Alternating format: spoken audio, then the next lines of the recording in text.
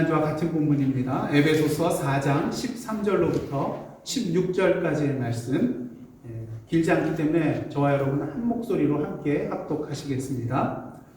우리가 다 하나님의 아들을 믿는 것과 아는 일에 하나가 되어 온전한 사람을 이루어 그리스도의 장성한 분량이 충만한 데까지 이르리니, 이는 우리가 이제부터 어린아이가 되지 아니하여 사람의 속임수와 간사한 유혹에 빠져 온갖 교훈의 풍조에 밀려 요동하지 않게 하려 함이라.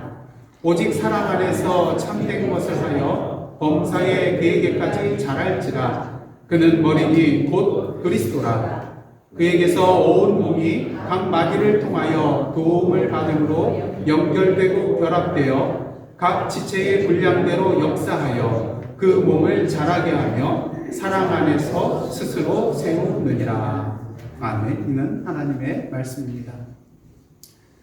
오늘 이 시간 저와 여러분이 가슴에 스티커를 한 장 이렇게 붙이고 있는데요. 이 스티커에는 몇 개의 알파벳이 있습니까? 한번 세보십시오. 10개의 알파벳이 여기에 적혀 있습니다. 근데 여러분, 이것이 무슨 뜻인지 아시는 분 계세요? 알기가 힘듭니다. 왜냐하면 이건 그냥 사전에 있는 단어가 아니에요. 이 10개의 알파벳은 뭐냐면요, 한 문장 안에 있는 10개의 단어의 머리 글자를 이렇게 나열해 놓은 것입니다. 그런데 사실 이게 뭐 별거 아닌 것 같은데요, 이것을 또 판매하는 사람들이 있더라고요. 그래서 한번 다음 보시면 왼쪽에 있는 거는 배지로 되어 있는 거예요. 그래서 이렇게 달 수 있도록 해놨고, 또 오른쪽은 이렇게 티셔츠를 만들어 가지고 파는 경우가 있습니다. 자, 그렇다면 이 10개의 알파벳으로 이루어져 있는 머리 글자인 이 문장은 도대체 무엇일까요? 궁금하시죠? 언제 알려드릴 것 같습니까? 설교 마지막에 알려드리도록 하겠습니다. 지난주 저희들은요, 자라나는 시간을 살아갑시다라는 그런 설교 제목을 가지고 함께 말씀을 나누었습니다. 그래서 이 시간, 지난주에 정말 이 말씀을 잘 붙들고 사셨는지 숙제 점검을 먼저 하도록 하겠습니다. 옆에 분 바라보십시오. 아마 뭐 지난주에 앉으셨던 그분 그대로일 건데요. 지난주와 비교해서 뭔가 변화가 있습니까? 네. 지난주에 아마 그 모습 속에서 예수님의 모습을 조금 발견하셨을 텐데, 예수님의 모습이 조금 더 늘어났나요? 그러면 성공하신 거예요. 그런데 만일 혹시 지난주에 보이던 예수님의 모습마저도 사라지고 없다면 뭐 해야 될까요? 하나님 앞에 회개해야 될 것입니다. 지난주 저희들은 자라나는 시간을 산다는 것은 어린아이가 되지 않고 누구를 닮아가는 삶이에요? 예수님을 닮아가는 그런 삶을 살아가는 것이라고 말씀을 드렸습니다. 근데 지난주에 말씀드렸다시피 사실 오늘 본문의 말씀은 하나님께서 한 개인에게 주시기보다는 누구에게 주는 거라고 했죠? 교회 공동체에 주시는 말씀이라고 하였습니다. 개인적으로 자라나고 성숙하는 것도 중요하지만 궁극적으로 자라나고 성숙해야 할 대상은 뭐라는 거예요? 교회 공동체라는 것이죠. 그러게 오늘 본문을 보시면 우리라는 그런 표현이 반복되어 사용되는 것을 우리가 보게 됩니다. 그러니까 우리가 자라나고 우리가 성숙해져야 된다는 거예요. 우리 교회 공동체가 자라나고 성숙해져야 한다는 것입니다. 그런 의미에서 사실 우리가 보고 평가해야 될 대상은 옆에 계신 분이 아니라 사실 우리 교회 전체라고 말을 할 수가 있는 것입니다. 그래서 이 시간 한번 우리 교회 전체를 한번 바라보시기를 원합니다. 우리 교회 모습 속에서 예수 그리스도의 모습이 보이나요? 그리스도의 향기가 흘러 넘치고 있나요? 예수 그리스도의 빛과 맛이 드러나고 있나요? 하나님께서 오늘 본문을 통하여 우리 교회 공동체를 향하여 자라나는 시간을 살아가라고 말씀하고 계십니다. 이는 개인의 성장과 성숙을 넘어서서 우리 교회 전체가 자라나고 성숙해져야 함을 의미하는 것이죠. 그렇게 사도 바울은 교회 공동체를 뭐에 비유하고 있습니까? 그리스도의 몸에 비유하고 있는 것을 보게 됩니다. 그리고 그 머리는 누구세요? 바로 예수 그리스도라는 것이죠. 그리스도의 몸된 교회 공동체로서 자라나고 성숙해져야 한다는 것입니다. 자, 그렇다면 그리스도의 몸된 우리 교회가, 우리 교회 공동체가 자라나고 성숙해지기 위해서는 어떻게 해야 될까요? 첫째로 교회 공동체가 자라나기 위해서는요, 무엇보다 하나가 되어야 됩니다. 여러분, 그 오케스트라 연주를 들으면 어떻습니까? 참 좋아요. 그 이유가 무엇이겠습니까? 수많은 악기와 연주자들이 조화를 이루어서 하나의 음악을 만들어내거든요. 근데 이 오케스트라가 연주하기에 앞서서 반드시 해야 되는 게 있는데 뭘까요? 예, 조율, 튜닝하는 것입니다. 그래서 보통 그 코드 A에 맞춰서 튜닝을 하게 된다고 하더라고요. 근데 이렇게 튜닝을 하게 되는 이유는 무엇입니까? 음이 악기별로 서로 맞지 않으면 화음이 이루어질까요? 조화가 이루어질까요? 예, 불협화음을 내기 때문인 것입니다. 그리고 이제 튜닝을 마치고 나면 저 무대 옆쪽에서 한 사람이 쭉 중앙으로 걸어 나옵니다. 누구죠? 예, 지휘자입니다. 만약 여러분 오케스트라에서 한 사람을 빼야 한다면 누구를 빼시겠습니까? 근데 어떤 사람은요, 지휘자를 빼야 된대요. 그 이유를 들어보면 조금 일리가 있어요. 다른 사람들은 다 악기를 가지고 연주하는데 누구는 악기가 없어요? 지휘자는 악기가 없잖아요. 뭐 굳이 있어야 되느냐. 근데 하지만 여러분 아시다시피 결코 그렇지 않잖아요. 지휘자는 어떤 사람입니까? 전체 연주자들이 하나가 되어 연주할 수 있도록 리듬과 템포를 조절해 주는 자입니다. 또한 지휘자는 어떤 사람입니까? 시작과 끝을 알려주고요. 또 오케스트라 연주 보면은 악기 중에 잠시 쉬었다가 중간에 나오는 경우 있잖아요. 그때 타이밍을 알려주는 역할을 하는 것이 바로 또한 지휘자입니다. 또 어느 한 악기가 튀지 않도록 악기 간의 밸런스를 유지하도록 인도하는 자가 또한 지휘자입니다. 그리고 가장 중요한 건 뭐죠? 그 곡을 작곡한 작곡가의 의도를 이해하고 연주자들이 이를 이해할 수 있도록 돕고 또 충분히 연습시켜서 청중에게 전달할 수 있도록 하는 자가 누구예요? 바로 지휘자인 것입니다. 그렇게 지휘자는 절대 빠져서는 안 되는 것이죠. 하지만 지휘자가 있음에도 불구하고 모든 연주자들이 자기 마음대로 자기 멋대로 연주해 나간다면 어떻게 했습니까? 그 연주곡은 음악이 아니라 뭐가 될까요? 예, 소음이 될 것입니다. 우리 교회가 하나 되어야 되는 이유가 바로 여기에 있다는 것입니다. 참된 진리와 사랑과 생명을 전하는 아름다운 연주의 소리가 나와야 되는데 잘못하면 세상 사람들의 눈살을 찌푸리게 만드는 뭐가 나오는 거예요? 소음이 나올 수밖에 없기 때문인 것입니다. 그런 의미에서 우리 예사랑 선교교회에서 나오는 소리는 하나의 아름다운 연주의 소리인가요? 아니면 소음인가요? 그런 면에서 옆에 분들에게 이렇게 권면해 주십시오. 소음이 되지 맙시다. 하나의 아름다운 소리를 냅시다. 사실 우리는 예수 그리스도를 믿고 하나님의 자녀가 되었고 또 교회 공동체 안에 들어와 있기 때문에 이미 하나 된 자들이라고 말을 할 수가 있습니다. 에베소서 4장 3절 말씀 한번 보시겠습니다.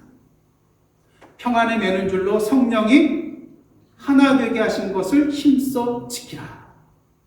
하나 되게 하신 것을 힘써 지키라는 표현은 무엇을 말해요? 이미 우리는 교회 공동체로서 몇 개라는 거예요? 하나라는 거예요. 문제는 힘써 지키라는 표현입니다. 본질적으로 우리는 예수 그리스도 안에서 한 몸이지만 하나지만 그 하나됨이 쉽게 흔들리고 금이 가고 깨어질 수 있다는 것이죠. 그러게 힘써 지키라고 말하는 것입니다. 바울은 에베소서 4장 4절로부터 6절을 통해서 교회가 왜 본질적으로 하나인지를 하나라는 표현을 7번씩이나 사용하여서 강조하고 있습니다. 한번 4절부터 6절 말씀 보시기를 원합니다. 한번 다 함께 읽겠습니다. 시작. 몸이 하나요 성령도 한 분이시니 이와 같이 너희가 부르심의 한 소망 안에서 부르심을 받았느니라. 주도 한 분이요 믿음도 하나요 세례도 하나요 하나님도 한 분이시니 곧 만유의 아버지시라. 만유 위에 계시고 만유를 통일하시고 만유 가운데 계시도다. 세어보면 7번이나 하나라는 표현이 사용되어 있는데요. 그런데 4절과 5절과 6절 이 각 절을 보면요, 자세히 보면은 그 안에서 삼위일체 되시는 하나님이 나타나고 있음을 우리는 분명히 보게 됩니다. 첫째로 4절에 누가 한 분이에요? 성령. 그 다음에 5절을 보면 누가 한 분이에요? 예, 주. 바로 예수 그리스도 한 분이고요. 그 다음에 6절을 보시면 만유의 아버지이신 하나님도 한 분이라는 거예요. 여러분 아시다시피 삼위일체 되신 하나님은 그냥 삼신이 아니에요. 따로따로 계시는 하나님이 아니라는 것이죠. 세 위격이 있으신데 이분이 궁극적으로는 유일하신 하나님이라는 것입니다. 바울은 이 앞선 구절을 통해서 삼위일체 되신 하나님의 연합과 하나됨을 반영하는 것이 바로 무엇이라고 보고 있는 거예요? 교회 공동체라고 보고 있다는 것입니다. 자, 그렇다면 삼위일체 되신 하나님 안에서 하나된 우리가 그 하나됨을 지키기 위해서는 어떻게 해야 될까요? 여러 가지 많은 일들을 행해야 되겠지만 오늘 보면 13절 말씀 한번 보도록 하겠습니다. 우리가 다 하나님의 아들을 믿는 것과 아는 일에 하나가 되어 온전한 사람을 이루어 그리스도의 장성한 분량이 충만한 데까지 이르리니. 우리가 온전한 사람을 이루고 또 그리스도의 장성한 분량이 충만한 데 이르기까지는 뭐가 하나가 되어야 돼요? 예수 그리스도를 믿는 것과 아는 일에 우리가 하나가 되어야 된다. 만약 우리가 예수 그리스도에 대해서 믿는 것과 아는 일에 대해서 서로 다르다면 어떻게 되겠습니까? 지난주에 말씀드린 것처럼 여기에서 예수 그리스도를 믿는다는 것, 믿는 것은 믿음의 행위가 아니라 믿음의 내용이라고 말씀을 드렸어요. 그리고 아는 일, 예수 그리스도를 아는 일이라는 것은 단지 지적인 알매 그치는 것이 아니라 한 단계 더 나아가서 예수 그리스도와 함께 살아감을 통하여서 아는 경험적이고 관계적인 그런 알미라고 말을 할 수가 있습니다. 근데 이런 믿음의 내용과 또 경험적 관계적 알미에 있어서 우리가 서로 일치를 보지 못하고 하나 되지 못한다면 어떻게 되겠습니까? 주님을 믿되 서로 다른 주님을 믿는 것이 되겠죠. 서로 다른 주님을 주장하며 내 주님이 제대로 된 주님이라고 서로 다투겠죠. 그렇게 공동체가 자라나기보다는 어떻게 되겠습니까? 다툼이 있고 깨어지고 금이 가고 무너져 내릴 수밖에 없다는 것입니다. 그러게 우리는 무엇보다 말씀이신 예수 그리스도께 우리의 신앙의 뿌리, 믿음의 뿌리를 깊이 내려야 할 것입니다. 매일 하나님의 말씀을 묵상하고 그 말씀으로 또한 양육을 받아야 할 것입니다. 그리고 그 주님의 말씀대로 살아가는 삶을 살아감을 통하여서 그 가운데 나에게 임하여 주시고 역사하여 주신 그 주님을 서로 나누는 시간을 가져야 되는 거예요. 내가 경험한 주님만이 주님이 아니잖아요.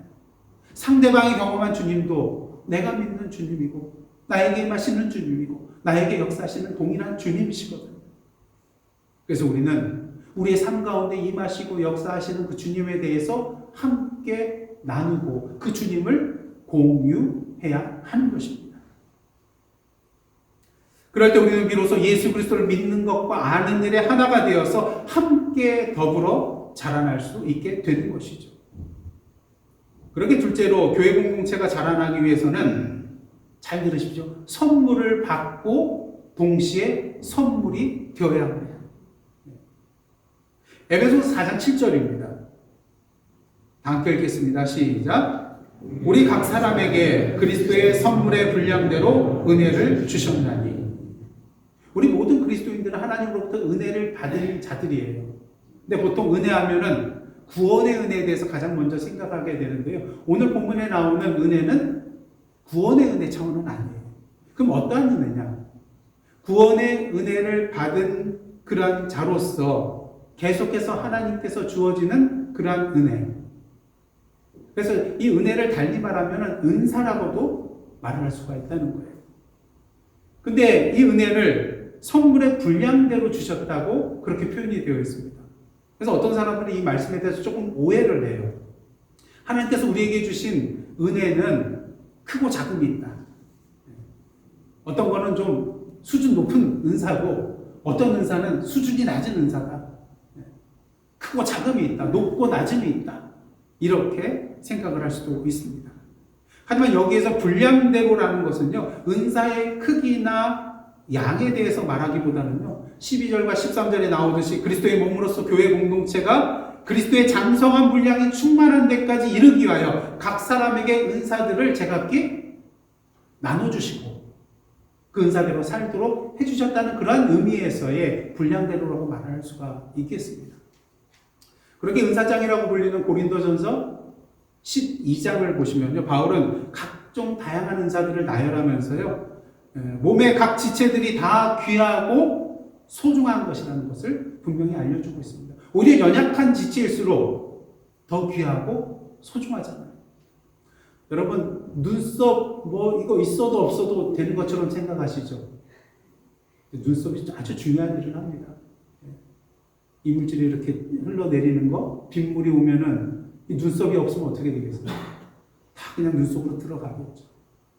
그래서 어떻게 보면은 별 볼 일이 없는 것 같은 그런 연약한 지체가 더 우리의 삶에 있어서 소중하고 귀한 것임을 우리가 알 수가 있습니다. 은사도 마찬가지라는 것이죠. 어느 것이 더 귀하고 어느 것이 더 소중하고 이런 것이 없다는 것입니다. 다 주님의 몸된 지체로서 자신의 역할을 감당하고 있기 때문에 모두 다 소중하고 모두 다 귀한 은사라는 것이죠. 근데 중요한 사실은요, 그리스도께서 이 선물들, 이 은사들을 우리에게 왜 주셨냐는 거예요. 왜 주셨는가? 에베소서 4장 11절 12절 말씀입니다. 그가 어떤 사람은 사도로, 어떤 사람은 선지자로, 어떤 사람은 복음 전하는 자로, 어떤 사람은 목사와 교사로 삼으셨으니 이는 성도를 온전하게 하여 봉사의 일을 하게 하며 그리스도의 몸을 세우려 하심이라.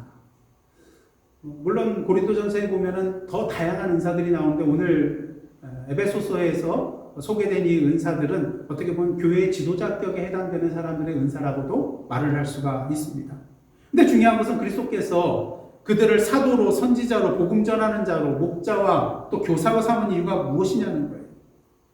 성도들로 하여금 온전하게 하여 봉사의 일을 하게 하며 뭘 세우기 위함이라는 거예요? 그리스도의 몸을 세우게 하기 위함이라는 것입니다. 다시 말해서 교회의 공동체로 하여금 성숙한 단계로 자라날 수 있도록 하기 위해서라는 것이죠.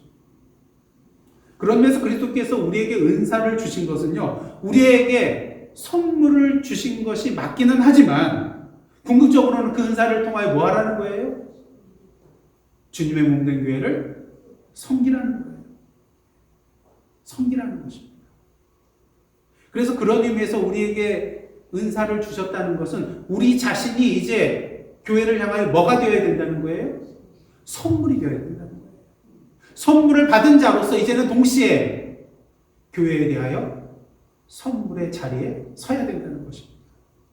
왜냐하면 우리 은사들을 통하여 무엇이 자라납니까? 교회가 자라나기 때문인 것이죠.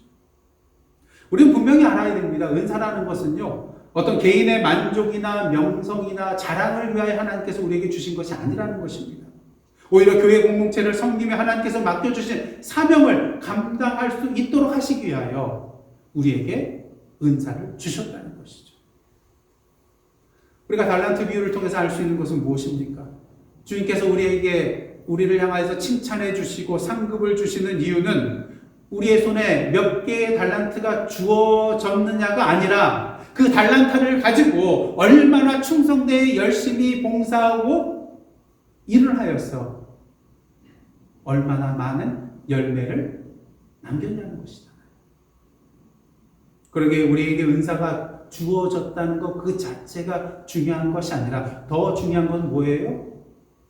그 은사를 가지고 지금 무엇을 하고 있냐는 것입니다.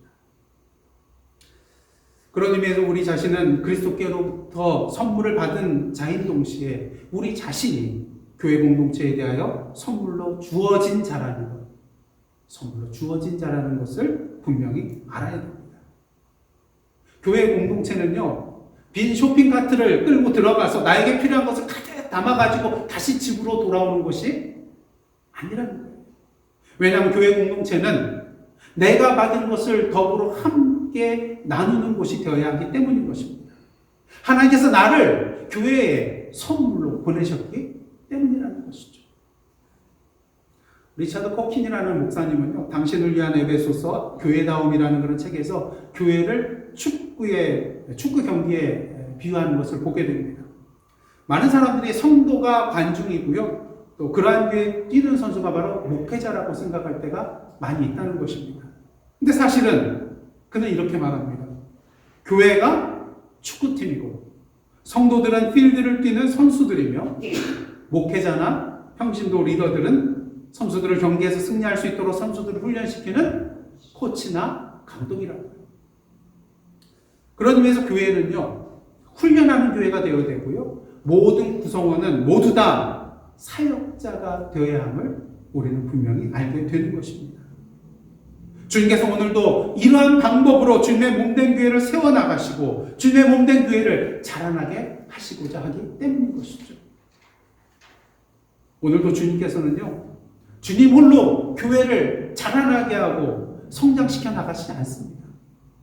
그럴 능력이 있으세요. 그럼에도 불구하고 우리 주님은 홀로 그 일을 하지 아니하시고 누구를 통하여 그 일을 하십니까? 바로 저와 여러분을 통하여 교회를 성장시켜 나가고 세워 나가신다는 것이죠.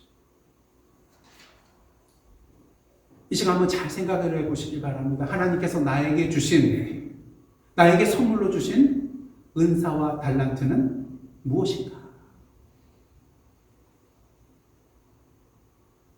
이제 여러분 자신이 선물이 될 차례입니다. 그런 의미에서 옆에 분에게 말씀해 주세요. 제가 선물이 되겠습니다. 선물 받으세요. 설날을 맞이해서 하나님께서 선물을 서로 나누는 그런 시간 되기를 원합니다. 마지막으로 교회 공동체가 자라나기 위해서는요, 아가페의 사랑이 있어야 합니다. 에베소서 4장 1절부터 16절 말씀을 보시면요, 사랑에 해당되는 아가페라는 단어가 3차례 등장하는 것을 보게 됩니다. 2절과 15절과 16절인데 한번 보여주시죠. 모든 겸손과 온유로 하고 오래 참음으로 사랑 가운데서 서로 용납하고, 15절 보시면 오직 사랑 안에서 참된 것을 하여 범사에 그에게까지 자랄지라. 그는 머리인 곧 그리스도라. 16절을 보시면 그에게서 온몸이 각 마디를 통하여 도움을 받음으로 연결되고 결합되어 각 지체의 분량대로 역사하여 그 몸을 자라게 하며 사랑 안에서 스스로 세우느니라.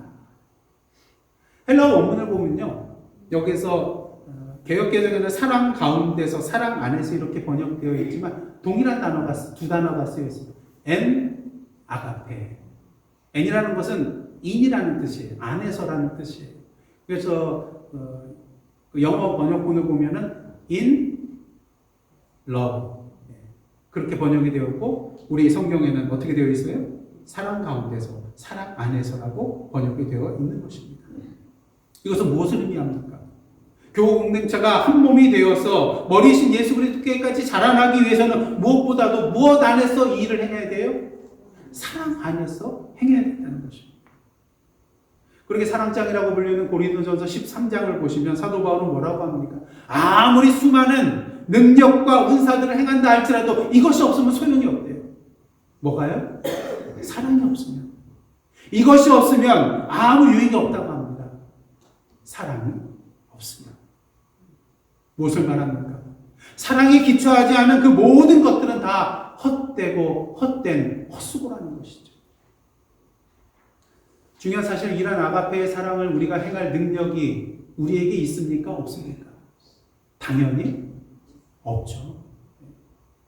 그러게 이러한 사랑으로 행하기 위해서, 사랑 안에서 행하기 위해서는 누구의 도움이 필요할까요?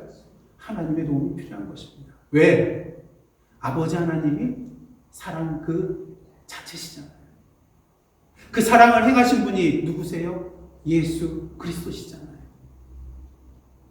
사랑의 열매는 누구의 열매예요? 성령의 열매잖아요.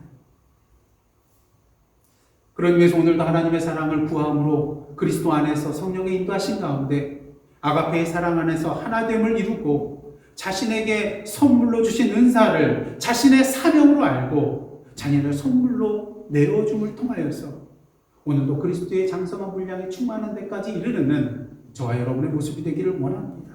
오늘도 사랑 안에서 함께 자라나는 우리 예사랑 선교교회 공동체가 되기를 주님의 이름으로 축복합니다. 이러면 이제 기도합시다. 그렇게 되는데 뭐 남아있죠. 예, 이게 도대체 뭔가. 10개의 머리 글자. 이게 뭐냐면요. Please be patient. God is not finished with me yet. 조금만 참아주세요. 하나님이 아직 저를 완성하지 않으셨거든요. 이게 우리의 모습이더라고요. 여러분, 우리 교회 공동체는요, 예수께서 이 땅에 오심으로 말미암아 시작된 하나님의 나라와 주님께서 다시 임하실 그 완성된 하나님의 나라 그 사이에 지금 살아가고 있습니다. 그리고 오늘도 이 땅에서는요, 아직 완성은 되지 않았지만 이미 시작된 그 하나님 나라를 미리 맛보고 누리며 살고 있습니다. 하지만 완성된 하나님의 나라를 맛보고 누리고 있지는 않아요. 교회 공동체도 마찬가지입니다. 우리 교회 공동체는요, 하나님의 나라가 완전히 이루어진 곳은 아니고요, 부분적으로 파셜리 이루어져 있는 그런 공동체입니다. 그러기에 완전한 공동체를 향하여 지금 뭐하고 있는 공동체예요? 나아가고 있는, 여정 중에 있는, 자라나고 있는 그런 공동체라는 것이죠. 우리 개개인도 마찬가지입니다. 우리는 주님 오실 때까지 성화의 단계를 계속해서 밟아 나가야 하는 그러한 존재라는 것이죠. 오늘도 계속해서 누구를 닮아가야 돼요? 예수 그리스도를 닮아가는 우리의 삶이 되어야 한다는 것입니다. 그러기 위해서 이 문구는 무엇을 의미할까요? 아직 내가 온전하지 않고 완전하지 않은 존재이기에 지금 계속해서 자라나는 여정에 있음을 고백하는 겸손의 고백이라고 할 수가 있어요. 완전하지 않아요. 근데 중요한 건 뭡니까? 그럼에도 불구하고 하나님께서 나의 삶 가운데 계속해서 일하고 역사하고 계시다는 거예요. 나를 자라나게 하고 계시다는 거예요. 나를 변화시켜 나아가고 계시다는 거예요. 나를 성숙시켜 나아가고 계시다는 거예요. 예수 그리스도의 장성한 분량에 이르기까지 계속해서 세워 나가고 계시다는 거예요. 이것을 믿음 가운데 고백하는 것이 바로 이 문구라는 것이죠. 여러분, 교회 공동체 안에서 우리가 함께 자라날 때 항상 시험거리가 되는 게 뭔지 아세요? 사랑으로 서로 용납하고 좀 품어주고 좀 참아주고 기다려줘야 되는데 그렇지 못할 때가 많다는 것입니다. 그것도 그럴 것이 목사님이, 장로님이, 권사님이, 집사님이 왜 저 정도밖에 안 되냐? 저도 알아요. 여러분들께서 다 제 앞에서는 이렇게 잘 말씀해 주셔도 한국성 오늘 왜 저래? 그럴 수가 있거든요. 물론 공동체의 지도자의 자리에 서 있는 분들은 그만큼 영적인 책임을 가지고요, 다른 분들에게 본이 되는 성숙한 삶을 살아야만 합니다. 하지만 그럼에도 불구하고 그러한 생각이 들 때마다 우리는 상대방을 비난하고 정죄하기보다는 부족하고 연약하고 실수투성이었던 나를, 다른 사람이 아니라 나를 그렇게 참아주시고 기다려주셨던 그 주님의 사랑을 기억해야 될 줄 믿습니다. 여러분, 조금만 더 참으시면요, 하나님께서 나에게 그러하셨듯이 그분을 더 자라나게 해주실 것입니다. 그러니 비난하고 정죄하기보다는 오히려 그분을 위하여 뭐 해야 될까요? 기도해 주어야 할 것입니다. 그럴 때 그 아가페의 사랑 안에서 그분도 자라나고 나도 자라나고 우리 예사랑 교회도 자라나게 될 것입니다. 기도하시겠습니다. 하나님, 2025년 한 해 자라나는 시간을 살아가기를 원합니다. 개인적으로 뿐만 아니라 주님의 몸된 교회 공동체로서 그리스도의 장성한 분량이 충만한 데까지 이르도록 계속해서 지속적으로 자라나는 저희들 되기를 원합니다. 그리스도 안에서 성령의 인도하신 가운데 한 사람도 낙오되는 일 없이 주님의 참된 사랑 안에서 함께 자라나는 저희들, 주님의 몸된 예사는 선교교회 될 수 있도록 인도하여 주옵소서. 예수님의 이름으로 기도드리옵나이다. 아멘.